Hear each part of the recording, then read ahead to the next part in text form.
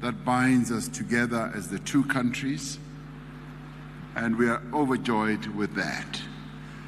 And our visit to you comes at a time when the world is facing enormous challenges, and we've just been recovering from COVID-19, and that too was an enormous challenge. I just want to speak on some of the issues and reiterate and endorse what President Ruto has just been saying, particularly about the enormous opportunities that we have on our continent in relation to our positioning in the world, in relation to our population as a continent, and in relation to the youthfulness of our population. And also get us to look back where we've come from. We're a continent that is quite resilient. Sometimes we browbeat ourselves into helplessness and submission and all that. I've always enjoyed President Museveni's take on our continent when he says, we are a continent of resilient people because we are survivors. We survived the most brutal form of punishment that was ever exerted on a people in the history of the world, colonialism. And they sought to wipe us out and to destroy us, but we survived. And we've emerged as independent countries, proud of our identities and surging forward. I mentioned COVID advisedly because as the world was gripped by this massive pandemic, as a continent we were able to distinguish ourselves in the manner in which we approached and we addressed COVID. We were the only continent that during this horrific pandemic were able to unite and to act as a continent in an integrated manner. If you ever want to talk about African integration, I saw it with my own eyes during COVID, when right at the outset of the pandemic, we developed a strategy, an African strategy of how to address and to approach COVID. And no other continent that I know of, even to a little extent Europe, was able to develop as good a strategy as we did. And that spoke to our integration. And we lived up to the strength, the resilient strength, and possibly hidden strength that we have as Africans who have survived a whole lot of other terrible things that were done to us as a people. And having developed that strategy, when the world was at sixes and ninths, trying to get personal protective equipment, and when all countries were running all over the world, overpaying for PPEs and what have you, going to suppliers all over the world, China, Europe, and being overcharged. We united once again and established an African medicine supplies platform where we all got together and started buying our PPEs at reduced prices. That too was phenomenal, and we did it because we became integrated and united. Whilst that was going ahead, the era of vaccines came to the fore, and once again we united and put together a vaccine acquisition entity. No other continent put up a vaccine acquisition entity like we did, and we were able to procure and amass vaccines in the most effective manner. And that to me showed us that working together, precisely the point that President Ruto was making, we are able to achieve enormous feats and demonstrate to the world. And in fact, the world was quite surprised at the manner in which Africa was able to unite and address a pandemic like this. So if we work together, we're able to achieve much more than what we imagine. President Ruto speaks about climate change, where now our countries are being ravaged by climate change, droughts, floods, fires, pests, you name it. And it is this that, as President Ruto is saying, that we need to unite and work together and address even climate change. And out of it all, we should be able to see new opportunities, as President Ruto was saying, new industries, new sectors, and make sure that we enter those new sectors and excel in the most outstanding manner. Having just returned from COP27, held on African soil in Egypt, where the stark realities about climate change were demonstrated to all, as Africa and as African leaders, we made it very clear that our countries cannot afford a further rise in global temperatures, but we also collectively called upon the more developed economy countries to honor their commitments. And they have been making commitments over and over and over again. In COP21 in Paris, they made a commitment that they would be investing $100 billion or making available $100 billion per year. They have not met those commitments. Now, collectively, a number of African leaders who were there, all of us, one message, several voices, we said, we want them to address the loss and the damage that our countries are suffering from. And once again, Africa is showing a great deal of integration of thought, effort, and articulation by saying to the world, we want you to address loss and damage. We are hardly responsible as a continent to the damage that has been done and continues to be done to climate, and we therefore want you, yes, to pay up. It is about time that the money is brought to Africa to enable us to address the damage they have caused to our climate. So, being here at this business forum, for me, and as President Ruto was saying, based on what we've been able to do in the past and the positions that we've collectively taken as a continent, it brings forward an important opportunity and message about what the business community should be able to do, working together with your various governments for us to search forward to address the issue of integration. It is about time that indeed Africa is more integrated. When we look, as President Ruto correctly said, when we look at other continents, especially Europe, their intertrade is up to 70%, and ours is a paltry less than 20%.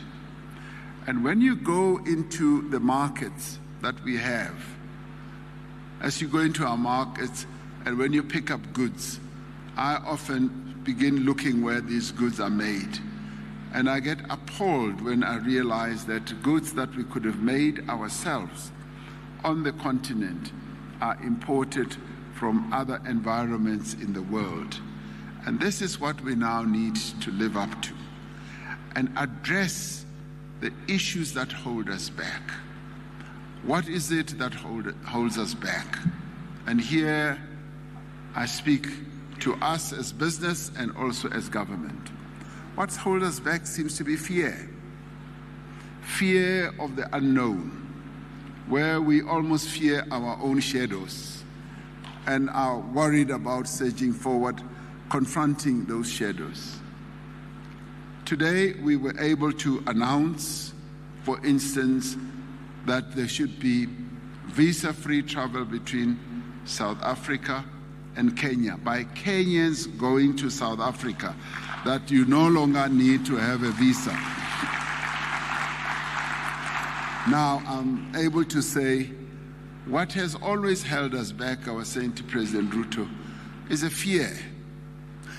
We possibly, as well, South Africans, we were afraid that by opening up the doors of South Africa to Kenyans, we are afraid that in will come all those undesirable elements that just want to transgress our immigration laws and so forth.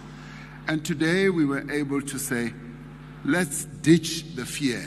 Let's open up South Africa to Kenyans to come to South Africa so that you can come and do what? And trade with us. You can come and do business. You can come and be tourists. Yes, you can come and learn. Many young people want to come to our learning institutions. Many people who want to come, yes, to our hospitals. There are many people who do want to come and visit their friends and relatives. And today, that's precisely what we've done.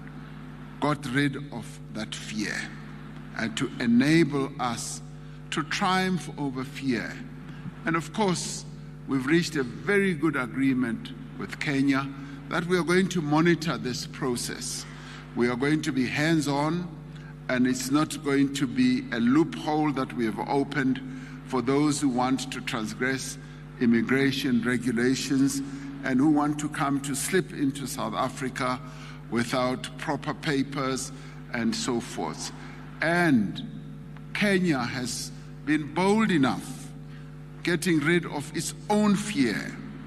It's been bold enough to say that there will be a return policy. Those who have gone to South Africa wrongly will be returned back to Kenya. And that is very positive, and we welcome that. So the reciprocal nature of our dealings have been powerful. But I must say, President Ruto is action-oriented. There were two of us sitting together, and he looked me straight in the eye, and he said, President, this has to be addressed between the two of us. Let us take the leap. And he is very good at he looks very fit, and I think maybe, I don't know whether he was a boxer or whatever, and was able to twist my arm. And with that, we were able to agree that this is the new dispensation that we are introducing. It's courageous, it's bold, and it is aimed at improving the relationship between Kenya and South Africa and build that strong foundation.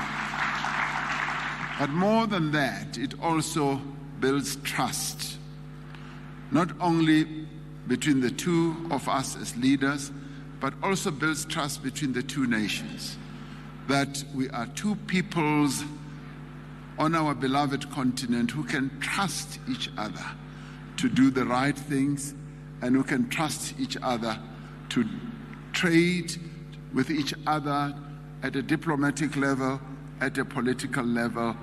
There is a great deal of trust that we can rely on.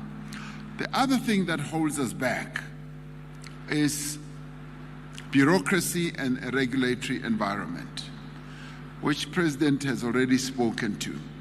And we already identified a number of things that we can do to unlock the way we deal with each other and unlock unnecessary bureaucracy, red tape, and unnecessary regulatory strictures. And my sister, CEO of Transnet, was articulating that very clearly, that sometimes we have these phytosanitary rules that only apply one way and so forth, and we do need to have great standards that we can all apply to or conform with. The important thing, though, that was clearly demonstrated today, we've got a really good team of ministers and officials who have demonstrated that they are willing to do what is necessary. And the Minister or Secretary of Trade here in Kenya, on his very second day in the job, immediately came to sleep in South Africa to begin the process of unlocking some of the constraints and the strictures, and sit down with Minister Patel, depending on which the cheapest at this, just in a short space of time. So I really applaud them, and the same applies to our other ministers. So we've got ministers on both sides who are determined to improve the relationship between South Africa and Kenya, so that we are able to capture the opportunities that lie ahead. And that behoves well for the future relationship between us as we open channels for you all as business people. Now, I'm particularly pleased that there are so many of you who have come here from both South Africa and here, and we hope that you will be able to move from the contacts that you're making to contract, because the opportunities are many. They are even unimaginable.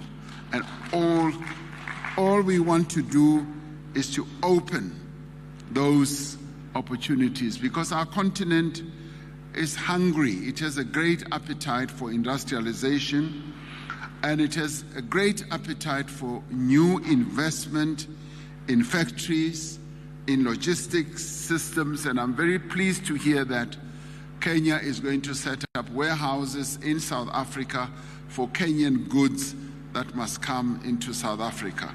We welcome that, and we are open to that.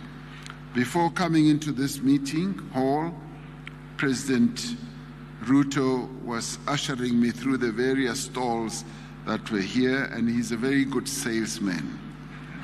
He was, all morning he's been trying to sell me Kenyan tea, Kenyan coffee, avocados and all that. So as you see me, I'm full of tea as it is now, of Kenyan tea. So the opportunities are enormous.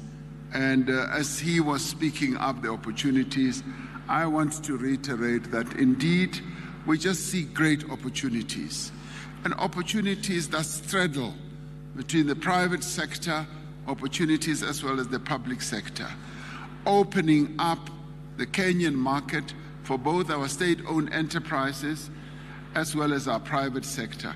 But similarly, President Ruto, I'd like to say we want to open up also South Africa's market for your goods and services, and indeed for your public sector companies that can come to South Africa to do business. So in the end, it should be a two-way process.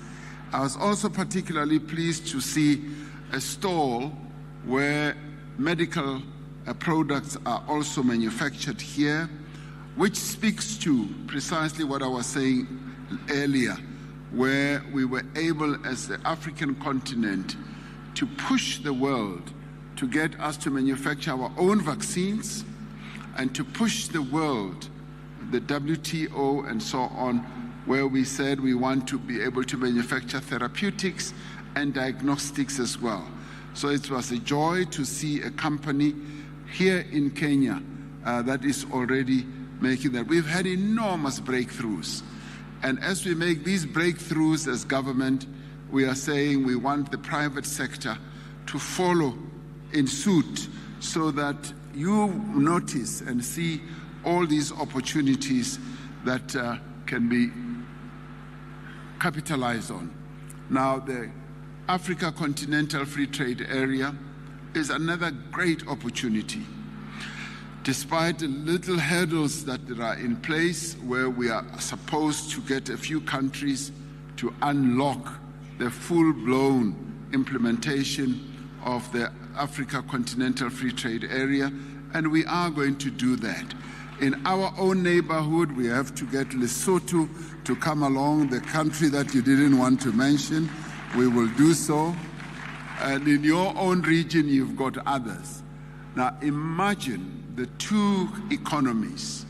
And let's not forget that Kenya and South Africa, Kenya is a very big and vibrant economy in East Africa. And South Africa is a big and vibrant economy. So we link the two regions in the world, and I've often said we link with Nigeria, we link with North Africa, and the continent is our playground. And that's exactly where we want you as businesses to play. So the quest that we have and the dream that we have, and imagine we also started it during COVID, but we also immediately started saying we need to scale up. We can't be running after a number of countries around the world and say when we are sick, we want you to supply us opportunities because our continent, vaccines and syringes and therapeutics and so on. For Kenyan we've got to make our own. That must come into South Africa. We welcome that, and we are open to that. And we must capture it before coming and demonstrate to ourselves and those who will come after us that we did take up the opportunities. And now we've already demonstrated that we can.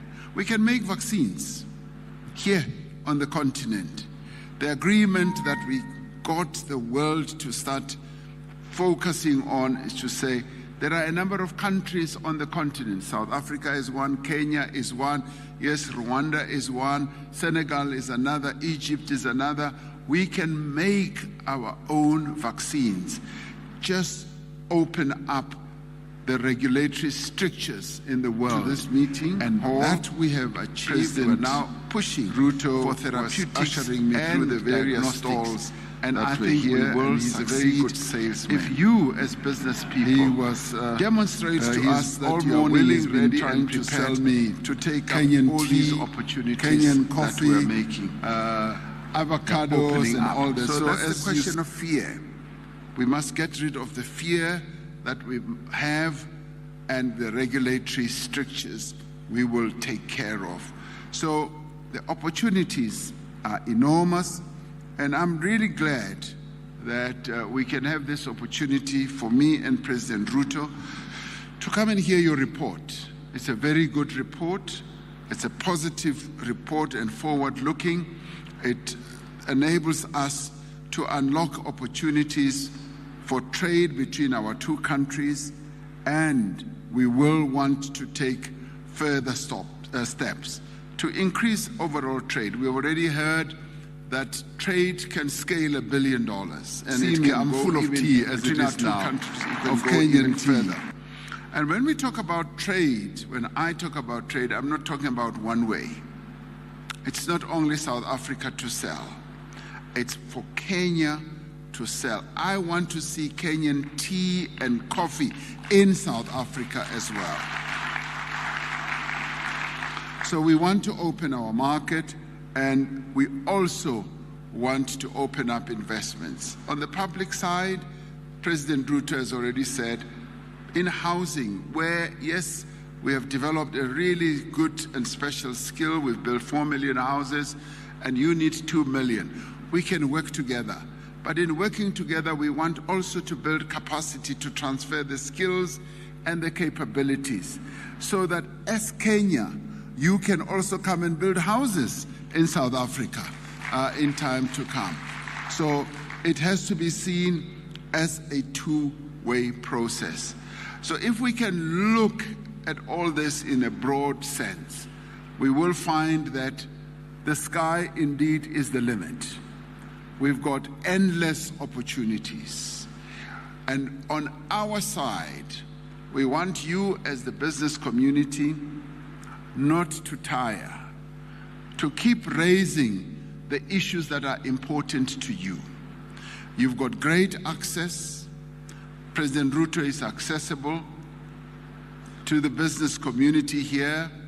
And as we were going around the stalls, nearly everyone was focusing more attention on President Ruto, forgetting that I'm a buyer of Kenyan goods. They were focused, and I said, no, that is a good sign, because they look at him to unlock opportunities. Way back home, they look at me also to unlock opportunities. So both of us are accessible, are able to see how we can open up the opportunities and support you. So what I can say as I conclude is that we are here to support, to egg you on.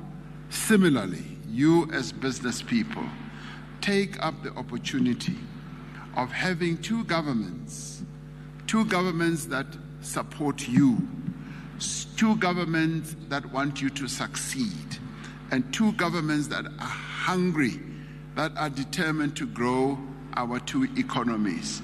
These are two strong economies in two parts of our continent. Let us work together.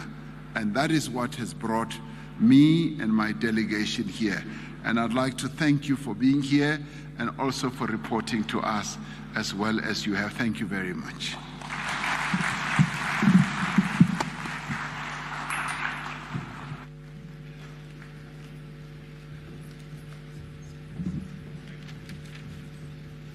Thank you very much, Your Excellencies. You may be seated. I wish to most humbly request Your Excellency